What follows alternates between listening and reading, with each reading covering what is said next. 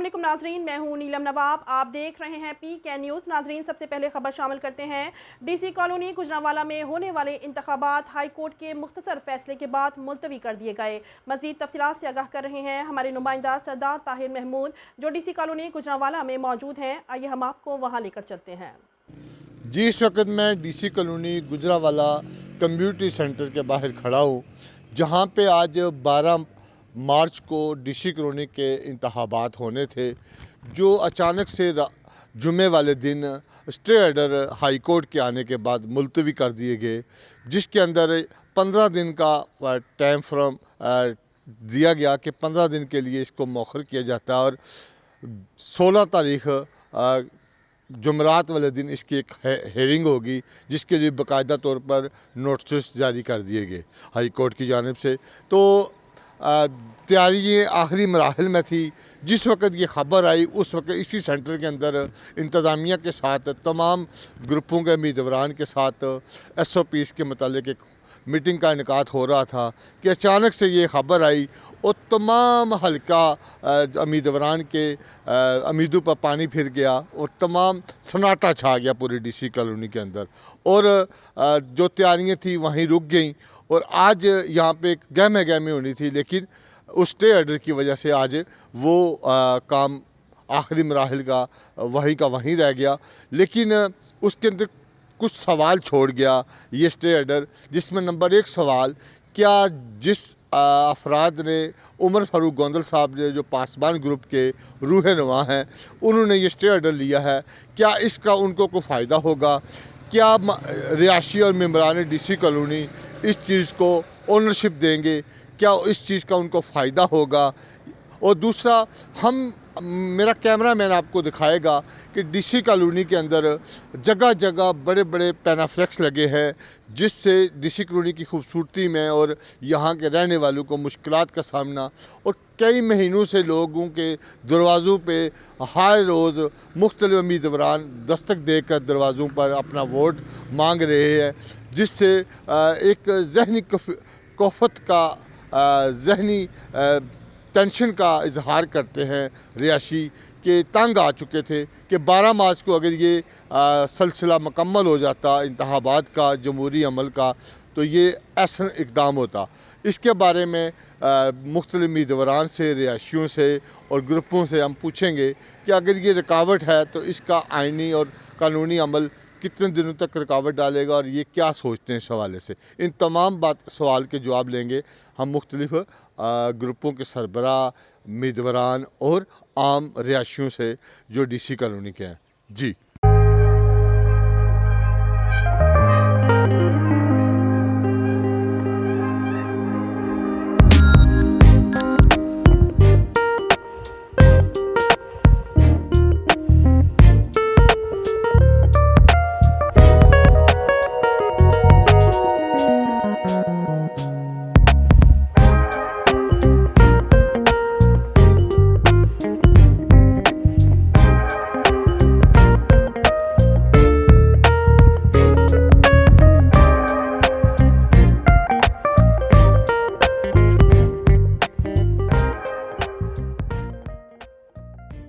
मेरे साथ सरपरस्ती आला फोल्डर ग्रुप मोहतरम हाजी परवेज़ भट्ट साहब मौजूद हैं। जी हाजी साहब, आज 12 मार्च था और आज तो एक गहमा गहमी का बेहतरीन मंजर देखना था हमने, लेकिन अचानक से जब इंतज़ामिया के साथ मीटिंग चल रही थी कम्युनिटी सेंटर में, तो अचानक से ख़बर आई कि स्टे ऑर्डर आ गया, अब मुखर हो गए हैं 15 दिन के इलेक्शन। तो उसके बाद वो मराल, वो चीज़ें ठंडी होगी ज़रूर, हमने देखा। लेकिन रिहायशियों के अंदर भी इसके ख़िलाफ़ गम गुस्सा पाया जा रहा है कि ये अगर अमल हो जाता तो ज़्यादा बेहतर था। तंग थे लोग कि कई महीनों से उनके दरवाज़ों पर दस्तक, बार बार लोगों का आना, और लोग तंग भी आ गए थे। आप समझते हैं कि ये काम आज मुकम्मल होना चाहिए? स्टे ऑर्डर से उमर फारूक गोंदल साहब जिन्होंने ये स्टे ऑर्डर लिया, उनको कोई फ़ायदा होगा? उनके ग्रुप को कोई फ़ायदा नज़र आता है? बिस्मिल्लाहिर्रहमानिर्रहीम। शुक्रिया सरदार साहब। उमर फारूक गोंदल साहब को कुछ फ़ायदा नहीं होगा, ना ही उसके ग्रुप को कोई फ़ायदा होगा, बल्कि नुकसान होगा। रिहायशी इस सिस्टम में बहुत परेशान हैं। देखो, मैं सुबह इत्तेफाक से गुज़र रहा था शादी हाल के सामने से, तो तो काफ़ी लोग खड़े थे। मैं उनके पास क्या हुआ, मैंने बोला इलेक्शन तो कैंसिल हो गया, मोहर हो गया, तो वो जो नई डेट आएगी फिर आपको बताएंगे। तो वो इतने गलत अल्फाज इस्तेमाल कर रहे थे, मैं अब नहीं बोल सकता, बयान नहीं कर सकता। लेकिन ये बहुत जुल्म हुआ है रिहायशियों के साथ भी, हमारे कैंडिडेटों के साथ भी। ये नहीं होना चाहिए था। देखो, एक मंजिल मुकम्मल हो चुकी थी, तो उसका जब वक्त आया उसका इफ्तिताह करने का, तो ये लोगों ने स्टे ले लिया। इस स्टे में क्या होगा, 5-10 दिन, महीना 2 महीना, इलेक्शन तो होगा। फाउंडर ग्रुप ने कोई ब्रेक नहीं लगाई, उनके दरवाजे भी खुले हुए हैं।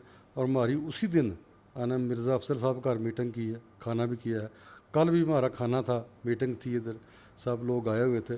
मतलब हमने ब्रेक नहीं लगाई, ना हम रुकेंगे, बिल्कुल हम मुतवातर चलेंगे। जिस मकासद के लिए वो वोट के कुछ अंदराज के लिए ये उनका कहना है कि ये कुछ लोगों मेम्बरान है जो 2014 से मिस हैं, 200 कुछ लोग का नाम ले रहे हैं, ये क्यों नहीं शामिल किए कि सेक्रेटरी ने, रजिस्ट्रार ने और हाई कोर्ट ने ये वोट निकाले? इसके बावजूद वो बाजिद हैं कि ये लोग दोबारा शामिल किए जाएं। क्या हाई कोर्ट के पुराने फैसलों के देखकर स्टे ऑर्डर नहीं देती, या जो मर्जी जाए वो स्टे ऑर्डर जारी हो जाएगा? ये अदालतों का मसला है, इस पे हम कुछ बोल तो नहीं सकते, लेकिन कुछ ना कुछ देखना ज़रूर चाहिए। कोऑपरेटिव रजिस्ट्रार साहब ने वोट निकाले हैं, फिर सेक्रेटरी साहब ने वोट निकाले हैं, फिर हाई कोर्ट से भी निकले हैं। तो इसके बावजूद जब दोबारा इन्होंने रेट पिटिशन की है, उनके पास गए, उन्होंने बोला मैं नहीं सुन सकता क्योंकि मैंने पहले फैसला दिया हुआ है। फिर किसी और से लगवा, किसी और की जज के पास लगवा ली गई। मकसद ये तो सरासर जुल्म और ज़्यादती है, इसके अलावा कुछ भी नहीं है। वो तो अगर वोट जेन्युइन होते तो डाले जाते। रजिस्ट्रार को वो बच्चा तो नहीं था ना, वो भी तो एक इदारा है, वो उसका सरबराह है, कोऑपरेटिव का सरबराह है, उसने भी निकाले हैं, सेक्रेटरी साहब ने भी निकाले हैं। तो फिर कैसे ये वोट डाले जा सकते? हाई कोर्ट ने भी निकाले हैं, और वो वोट डाले भी नहीं जा सकते। देखो, एक बच्चे का बाप है, वो बाप ही नहीं उसका, तो कैसे आप कहेंगे कि ये फलां का बच्चा है? इस तरह के वोट है, उसका आगे ना कोई वल्दियत है, ना कुछ शनाख्ती कार्ड है, उसको कैसे अंदराज, उसको कौन वोट उसका डालेगा? मतलब फ़र्ज़ करो मैं चाहता हूँ ये वोट ये मेरा है, तो वो उसका आगे वल्दियत से पहचाना जाएगा, बाकी मैं हूँ कि नहीं। तो इन लोगों ने वो जुल्म किया है, तो वो वोट नहीं डाले जा सकते, किसी सूरत भी नहीं डाले जा सकते ना। लेकिन अदालतें हैं, हमें तो अगर अदालत फैसला करते ये वोट डालो, हमें कबूल थे, हम तो फतह का जश्न मनाने के लिए तैयार थे। और इंशाअल्लाह जो हमारे वोटर हैं उनके तावन के, अल्लाह की मदद से ये हम विन कर चुके थे। ये इनको बर्दाश्त नहीं हो सका, तो ये इन्होंने बस स्टे लिया। अच्छा, आप कुछ लोगों का ख्याल है कि आप लोग इल्ज़ाम लगा रहे हैं कि दूसरे 2 ग्रुपों ने मिल के ये स्टे ऑर्डर लिया, आपकी कोई ऐसी कोई बात आप कर रहे हैं आप लोग? नहीं नहीं, बिल्कुल नहीं। देखो, एक फैसला मौजूद है, उस पर लिखा हुआ है कि किसने स्टे लिया, कौन पेश हुआ, वकील कौन पेश हुआ, ये भी सब लिखा हुआ है। तो क्या ज़रूरत थी किसी को ऐसा करने की? सिर्फ फ़कत वो ये पासबान ग्रुप, इसके अलावा उन्हें या ज़ाहिर है उनकी पता नहीं सोच क्या है या उनका जहन क्या है, उन्होंने अपनी मर्ज़ी से काम किया है। बाकी तो सब इलेक्शन लड़ने के तैयार थे। आपको पता है कि जो आखिरी जलसे थे वो हो चुके थे। जी जी, ऐसे ही है। वो जलसे हो चुके, तो उसके बाद आखिरी मीटिंग हो रही थी शादी हाल में। इंतजामिया कहा था कि इलेक्शन करवाना कैसे है, ठीक है, उसका तरीकाकार क्या होगा। सब बैठे हुए, ये भी बैठे हुए थे, जी जी, सब बैठे हुए थे। लेकिन पता नहीं, ये तो वो हिसाब हुआ कि हम लूडो खेल रहे थे, तो जब 99 में पहुंचे हम सप लड़ गया, मेरे नीचे आ गए। ये तो वो ही हुआ है। लेकिन इलेक्शन होना है, हम तैयार हैं, चाहे 10 दिन में हो, चाहे 1 माह में हो, चाहे 2 माह या 6 माह, इलेक्शन होगा और हम लड़ेंगे। हम आराम से या चैन से नहीं बैठेंगे। सही। यानी आप ये चाहते हैं कि डीसी कॉलोनी का जो तरक्की का अमल रुका हुआ है वो चलना चाहिए, उसको चलना चाहिए, इलेक्शन हर सूरत होना चाहिए। बिल्कुल। ये देखो, जमहूरियत यही है ना, इलेक्शन होगा, जो जीतेगा वो सिकंदर, वो बैठेगा, वो काम करेगा। जब नहीं होगा तो कोई काम नहीं होगा। देखिए, एक ऐसा काम भी जो सोसाइटी के दफ्तर में मैं कल गया हुआ था, एक प्लाट ट्रांसफ़र कराया, उसकी बुक लेने गया, उन्होंने बोला ये साइन नहीं हो रहे। मैं कहा भाई क्यों नहीं हो रहे? उन्होंने कहा जो आएगा वही करेगा। जो एडमिनिस्ट्रेटर साहब आए हैं वो कहते हैं यार मैं खामखा किसी जेंडर में पढ़ना चाहता। सही। अभी उन्होंने बोला कि 12 को इलेक्शन हो जाएगा, जो आएगा सेक्रेटरी होगा वो साइन करेगा, बस ठीक है। यानी जो भी आमदन का जराया है या तरक्याती काम है वो सिर्फ वही बॉडी करेगी जो कामयाबी हासिल करके इक़्तिदार में आएगी। जो एक आर्जी तौर पर आया हुआ है, उसको पता तो नहीं, वो तो जो डेली काम है वो कर रहा है, जो मजबूरी के तहत जैसे तनहा में है वो साइन कर रहे हैं, बाकी तो काम नहीं कर रहे। तो ये मतलब जो रिहायशी हैं उनके लिए प्रॉब्लम है ना। किसी और को तो लिए नहीं। क्या स्टे, ये तो ख़त्म हो जाएगा। तो जी मुझे शरीफ तो इलेक्शन लड़ेगा तो ज़रूर लड़ेगा, बाकी भी सब लड़ेंगे। तो जिसके नसीब में कुदरत ने लिखा हुआ है कि ये जाएगा और उस कुर्सी पे बैठेगा, जिसको अल्लाह ने चाहा वो बैठ जाएगा, और वो जो बैठेगा वो काम करे, बस किसी को इतराज़ नहीं होना चाहिए। भाई साहब एक बात मैं देख रहा हूँ, आपके मर्द मुकाबल वही लोग हैं जो पिछले अदवार में आपके साथी थे, आपके दोस्त थे। उमर फारूक गोंदर साहब भी आपके साथी थे, मतलूब गोंदर साहब आपके तरफ से एग्जेक्टिव मेंबर थे, उधर से आतफ साहब हैं या वकास साहब हैं, चीमा साहब हैं और बेशुमार लोग हैं। वो लोग सब आज आपके मुखालिफ खड़े हो गए हैं कि आप समझते हैं मुकाबला बाय मुकाबला फाउंडर ग्रुप ही हो गया। ये भी कह लें, लेकिन मुकाबला बाय मुकाबला जो है यूनिटी ग्रुप होगा ना। ज़ाहिर है, देखो एक आदमी अगर एक पार्टी छोड़ के दूसरी में जाता है तो वो तो चेंज हो गया ना। इसी तरह भी ये एक नया ग्रुप बना है, यूनिटी ग्रुप। ठीक है, वो इलेक्शन लड़ रहे हैं, हम भी लड़ रहे हैं, ठीक है, कोई ऐसा मसला नहीं है। ये पासवान ने स्टे लिया, वो भी कभी हमारे साथ थे, अब नहीं है। देखो गमी खुशी में हम सब एक हैं। मैं फजल को भी जो मेरे पीछे से हैं, अगर वो गमी खुशी होगी तो मेरे ये जो डीसी कुनिंग हैं ये मेरे पास आएंगे, ये मुझे हौसला अफजाई के लिए मेरे पास पहुंचेंगे। मेरे पीछे वाले तो आएंगे, कोई 2 घंटे में आएगा, कोई 3 घंटे में आएगा, कोई 1 पहले घंटे ये लोग हैं जो आपके रिहायशी पहले ये हमारे लिए यही आएंगे। तो हम इनके लिए हैं, हम तो इनके खादम हैं, डीसी कॉलोनी के खादम हैं। कोई आदमी ये नहीं कह सकता कि मैं इनके पास गया हूँ तो ये मुझे मिले नहीं या उधर मौजूद नहीं है। हमारा जो है मरकज़ी ऑफिस है ये 24 घंटे खुला होता है, इधर मुलाजम भी होते हैं। टाइम पर जो वक्त के साथ साथ रोटी का टाइम है रोटी, चाय का टाइम है चाय, मतलब वो मिलता है। हम अच्छा किसी पर एहसान नहीं है। आखिर पे ये बताएं कि ज़ाती इख्तलाफात तो आपके मुझे लग रहा है कि किसी के साथ नहीं है, सिर्फ नज़रियाती इख्तलाफात है, काम के हवाले से इख्तलाफात हैं जो इलेक्शन के बाद ख़त्म हो जाने हैं। उसके बाद आप सब एक हैं। सोसाइटी के लिए जो आपके मर्द मुकाबले है वो भी आपको कि अच्छी सलाह देगा तो आप उसके ऊपर भी अमल करेंगे, जो आपका स्लोगन हमें नज़र आ रहा है। नहीं, इंशाल्लाह देखो अगर हम जीत जाते हैं, वो जो मशवरा अच्छा होगा हम उसका मानेंगे। अगर वो जीत जाते हैं तो अगर हम जो मशवरा देंगे उनको मानना चाहिए, जो अच्छा हो। देखो जो उनकी सोसाइटी के फायदे के लिए, सोसाइटी के फायदे लिए हम कहते हैं यार ये काम ठीक है, वो अपनी एमसी में रखें, अगर अच्छा है तो करें, नहीं तो ना करें। सही। लेकिन ये है कि मुशावरत से अगर जो भी काम होगा ना सोसाइटी के बेहतरी के लिए, हम ये खुले दिल से ऐलान करते हैं कि हमारा किसी से कोई इख्तलाफात नहीं, सिर्फ सियासी इख्तलाफात है वो इलेक्शन तक है। इलेक्शन के बाद जो भी वो अच्छा मशवरा होगा हम जीतेंगे इंशाल्लाह। जो अच्छा मशवरा देंगे हम उस पर अमल करेंगे, उनकी बात सुनेंगे भी, उस पर अमल भी करेंगे। कोई ऐसा काम नहीं है कि जो हम नहीं करेंगे। जी बहुत शुक्रिया साहब। एक छोटा सा ये है कि मेरा तरीक अमीरी नहीं फ़कीरी है, खुद ही ना बेच गरीबी में नाम पैदा कर। ये मेरा मुखालफिन को मशवरा है कि इस शेर पर अमल करें और इस पे खुश रहें, आबाद रहें। खुदा हाफिज़। जी बहुत शुक्रिया। जी मेरे साथ जो एक जुमे वाले दिन डीसी कॉलोनी में एक स्टे ऑर्डर के ज़रिए 12 मार्च का जो इलेक्शन डीसी कॉलोनी का रोक दिया गया, जो पटिशनर थे हाई कोर्ट में उमर फारूक गोंदल साहब वो मौजूद हैं, जो पहली दफ़ा कैमरे के सामने आके उस तमाम चीज़ को बयान करेंगे इस हवाले से, क्योंकि जब का स्टे ऑर्डर आया तो ये गुजरांवाला में मौजूद नहीं थे, ये लाहौर थे, ये कल आए हैं वापस और आज उनसे कीमती टाइम लिया। सर सबसे पहले बहुत शुक्रिया। जो ये स्टे ऑर्डर है इसके ऊपर आप काफ़ी दिनों से वर्क कर रहे थे और 2-3 दफ़ा आप पहले भी कोर्ट में गए लेकिन वो आपके हक़ में फ़ैसला ना आया, और आप वोटर लिस्ट में के अंदर कुछ वोटर हैं जो आपकी नज़र में जिनको हक़ मिलना चाहिए, उसके वाले से ये स्टे ऑर्डर लिया कि वोटर लिस्ट नामुकम्मल है, इसको पहले मुकम्मल करें फिर इस इलेक्शन को, और इसके लिए 15 दिन का एक स्टे आया, इसके बारे में ज़रा बताइएगा क्या। बिस्मिल्लाहिर्रहमानिर्रहीम। सब तो पहले तो तुहाडा शुक्रिया, तुसीं मौका दिता अपने रैशियां दे नाल गल करन दा। मेरा शुरू तो लैके हुण तक इक्को ही मौक़िफ़ है कि जिहड़े लोग 2014 तो लैके 2023 तक सफ़र करते ने पे, उन्हां लोगों का पहले हक है। जिहड़े लोगों नूं उन्होंने बैल्टिंग की है 2023 दे विच, मेरा उस वक्त भी मौक़िफ़ सी कि पहले उन्हां लोगों नूं वोट का हक दिओ और उन्होंने नंबर लाओ, नक्शा पास हो गया उस तो बाद तुसीं बैल्टिंग करो।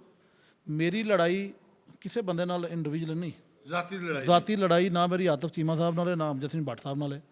ਅਮਜਦ ਸਿੰਘ ਭੱਟ ਸਾਹਿਬ ਤੇ 1 ਅਰਬ 31 ਕਰੋੜ ਰੁਪਏ ਦੀ ਲਾਇਬਿਲਿਟੀ ਫਿਕਸ ਹੋਈ ਹੈ। ਉਹਨਾਂ ਨੇ ਇੱਕ ਵਾਰ ਲੈਂਡ ਜਿਹੜੀ ਡੀਸੀ ਕਲੋਨੀ ਦੇ ਨਾਂ ਰਕਬਾ ਹੋ ਗਿਆ ਸੀ ਔਰ ਡੀਸੀ ਕਲੋਨੀ ਉਹਦੀ ਮਾਲਕ ਸੀ, ਉਹਨਾਂ ਲੋਕਾਂ ਨੂੰ ਪਲਾਟ ਜ਼ਮੀਨਾਂ ਲੈ ਕੇ ਤੇ ਉਹਨਾਂ ਨੂੰ ਪਲਾਟ ਅਲਾਟ ਕਰ ਦਿੱਤੇ ਐਕਸਟੈਂਸ਼ਨ 3 'ਚ ਐਕਸਟੈਂਸ਼ਨ 2 'ਚ। ਮੇਰਾ ਮਕਸਦ ਸੀ ਕਿ ਇਸ ਡੀਸੀ ਕਲੋਨੀ ਦੇ ਰਹਿਸ਼ੀਆਂ ਦਾ ਹੱਕ ਹੈ ਔਰ ਇਹ ਡੀਸੀ ਕਲੋਨੀ ਦੇ ਰਹਿਸ਼ੀਆਂ ਦਾ ਅਸਾਸ ਹੈ, ਇਹਨੂੰ ਤੂੰ ਨਹੀਂ ਕਰ ਸਕਦਾ। ਉਹਨੇ ਕੀਤਾ ਔਰ ਉਹਦੇ ਉੱਤੇ ਲਾਇਬਿਲਿਟੀ ਫਿਕਸ ਹੋ ਗਈ 1 ਅਰਬ 31 ਕਰੋੜ ਰੁਪਏ ਦੀ। ਜਦੋਂ ਲਾਇਬਿਲਿਟੀ ਫਿਕਸ ਹੋਈ ਉਸ ਤੋਂ ਬਾਅਦ ਉਹ ਅਸੀਂ ਰਜਿਸਟਰਾਰ ਸਾਹਿਬਾਂ ਕੋਲ ਗਏ, ਉਹਨਾਂ ਨੇ ਉਹਨਾਂ ਦਾ ਏਜੰਡਾ ਆਈਟਮ ਨਾਟ ਅਪਰੂਵ ਕਰ ਦਿੱਤੇ। ਉਸ ਤੋਂ ਬਾਅਦ ਇਹ ਹਾਈ ਕੋਰਟ ਗਏ, ਹਾਈ ਕੋर्ट भी नाट अप्रूव किया और डे बाई डे का आर्डर किया। सर जो आपने स्टे लिया, हाँ जी, इसके लिए सेक्रेटरी ने भी इन वोटरों को रिजेक्ट किया, कॉपरेटिव ने भी किया, फिर हाई कोर्ट से भी रिजेक्ट हुए, फिर इन्होंने निकाल दिए, डले फिर निकाले। आप एक दफ़ा उसी जज के सामने गए, उसने केस सुनने से इनकार किया, आपने दूसरे की तरफ रेफर करके आर्जी स्टे ले आए 15 दिन का। नहीं। इससे आपको क्या फायदा होगा? रिहायशियों पे कोई फायदा करोड़ों नहीं। रुपए आए हैं, लगे हैं, 12 तारीख को लोग तंग भी हैं कि इलेक्शन हो जाता है जमहूरी काम, तो आप उसमें रुकावट डाल दीजिए। मुझे कोई फ़ायदा नहीं।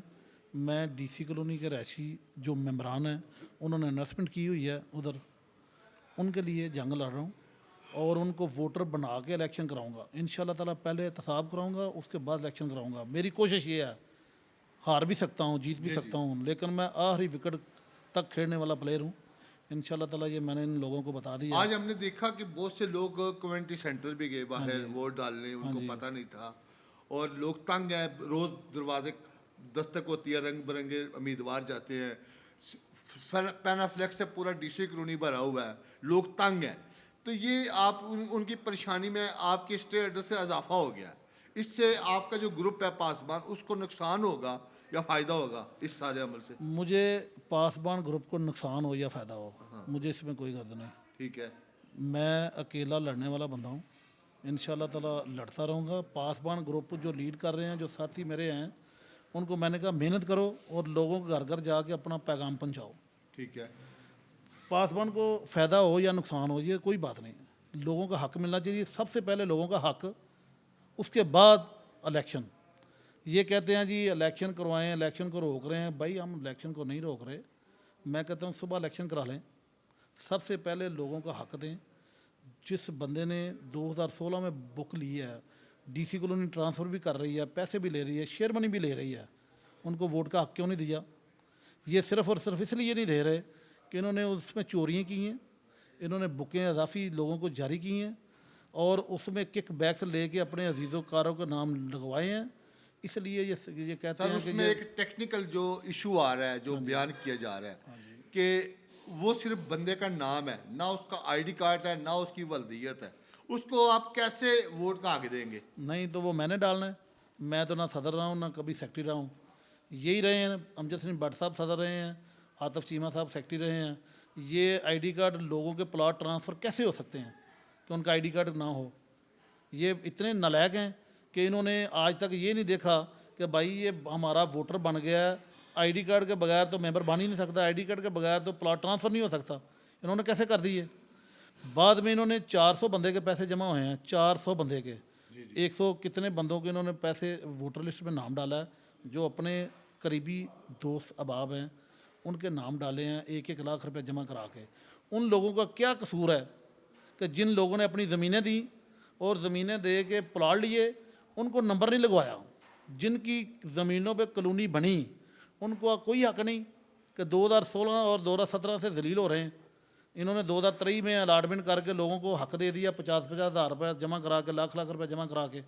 मैं उन लोगों के लिए लड़ रहा हूँ क्योंकि मैंने भी उधर ज़मीन दी है लोगों को, मैंने लोगों को प्लॉट भी दिए हैं। अच्छा, कल ये दोबारा हाई कोर्ट चले जाते हैं, आपका स्टे कैंसिल हो जाता है, इलेक्शन की डेट आ जाती है अगला वीक या उससे अगला, तो क्या आप उसको फॉलो करेंगे या इनके खिलाफ अगले फोरम पे चले जाएंगे? इंशाल्लाह ताला सबसे पहली बात तो ये है कि ये कल कैसे जाएंगे।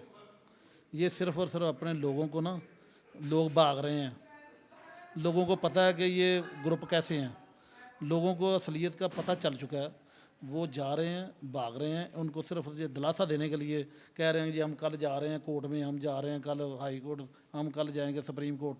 और भाई इंटरम आर्डर हुआ है, अभी सुप्रीम कोर्ट नहीं जा सकते आप, ना आप डबल बेंच में जा सकते हैं। जब फैसला होगा जज साहब फैसला मुकम्मल फैसला करेंगे, उसके बाद आप सुप्रीम कोर्ट जा सकते हैं। तो मैं तो कहता हूँ कि भाई सुबह इलेक्शन करवाएं, इन लोगों को वोट का हक दें, जो लाइबिलिटी वाले प्लाट हैं उनको निकालें। देखो ना, ये इतनी जुल्म ज़्यादती है डीसी कॉलोनी के रहायशियों के साथ कि 1 अरब 31 करोड़ की लाइबिलिटी फिक्स हुई है और उस बंदे को वोट का हक दे दिया है, तो लाइबिलिटी किससे लेंगे हम? ये जो डीसी कॉलोनी के लोगों का असासा है, जो इन्होंने खाया है, वो किससे लेंगे? सबसे पहली बात। दूसरी बात ये है कि जो ये बार बार कह रहे हैं कि हम उधर चले जाएंगे, हम इधर चले जाएंगे, भाई जिधर मर्जी जाएं। इंशाअल्लाह ताला जब तक मैं ज़िंदा रहा और दम में दम रहा, ये इलेक्शन इंशाअल्लाह ताला उस वक्त तक नहीं होगा जब तक एहतसाब पहले इंतखाब बाद में, लोगों के हकूक़ पहले इंतखाब बाद में। ये नहीं हो सकता कि लोगों को वोटों का हक ना दिया जाए। ये क्यों नहीं दे रहे? इसलिए नहीं दे रहे कि ये किताब खुल जाएगी, ये पंडोरा बक्स खुल जाएगा। ये नक्शा जमा हुआ है, नक्शा पास हो गया, 1.5 साल हो गया, लोगों को क्यों नहीं नंबर दे रहे? क्यों नहीं दे रहे? कुछ अमजद सिंह भट्ट साहब ने लोगों को प्लॉट अलाट किए हुए हैं, कोई खालिद सुल्तान साहब ने अलाट किए हुए हैं, कुछ आतिफ चीमा साहब ने अलाट किए हुए हैं। ये उनको नंबर लगाएं, इनको पता चल जाएगा।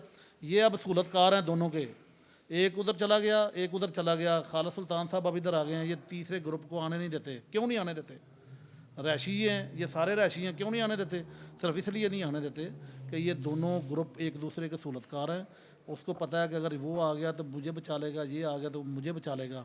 इंशाअल्लाह ताला इनका एहतसाब होने जा रहा है। अल्लाह के फजल करम से ये डीसी कॉलोनी पासवान ग्रुप इंशाअल्लाह ताला इनका एहतसाब भी करवाएगा और लोगों का हक उनको दिलाएगा। जिन लोगों के वोट नहीं मिले, उनको नंबर नहीं लगे, मैं उनके लिए जंग लड़ रहा हूँ। मेरा तो कोई वोट नहीं, ना तो मैं सदर का इलेक्शन लड़ रहा हूँ, ना मैं सदर लड़ रहा हूँ, ना मैं आज तक मैंने सेक्रेटरी की तो आपके कागज हुए, वो मैं आपको निशान भी ला दूंगा। मैंने कागज़ जमा सिर्फ इसलिए करवाए हैं, मैंने इलेक्शन नहीं लड़ना, मैंने सिर्फ इसलिए करवाए कि इनका एहतसाब कर सकूं। बीच में रहूँगा तो इनका एहतसाब करूँगा इंशाअल्लाह ताला। जो मैं दोबारा अपना रिकॉर्ड कराऊँगा ना प्रोग्राम, उसमें मैं सारी चीज़ें डॉक्यूमेंट नहीं दूँगा, ठीक हो, हवा में कोई बात नहीं करूँगा। जी बहुत शुक्रिया। हाँ, अल्लाह ताला खुश रखे।